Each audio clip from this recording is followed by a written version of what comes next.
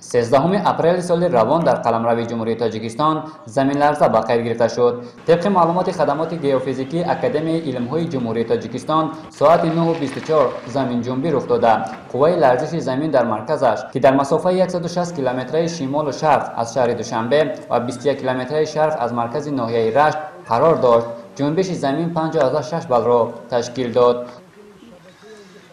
در نتیجه زمین لرزه در چند تا دهه‌های حدود جماعت دهاتی لنگریشا و جماعت قلعه لبی آب خسارات رسید که از اینها 165 تا خانه‌های استقامتی، 2 تا مؤسسه‌های تعلیمی، 2 تا بنگاه‌های طبی و 196 تا بناهای یاررسان ضرر دیدند.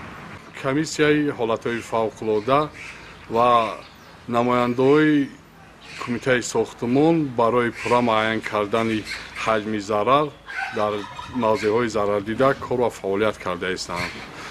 اهالی دهه‌های ضرر دیده به جای بی‌خوف کشانده شده با موادهای نیازی اول تامین گردیدند.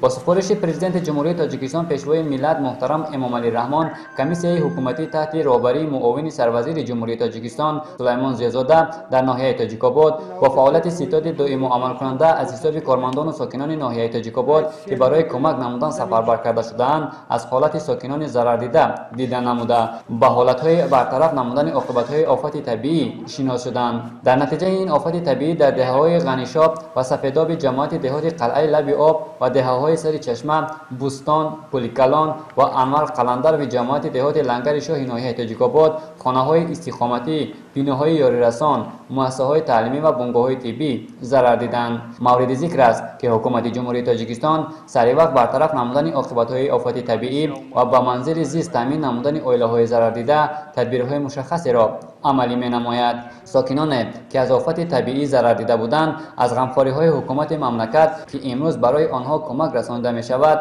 اظهار مینت‌داری نمودند. طبق معلومات تا این لحظه دسترس شده در ناحیه‌های رشت و تاجیک‌آباد 94 خانه استقامتی پوره و 50 خانه قسماً ویران شده و 61 خانه دیگر آسیب سبک رسیده است.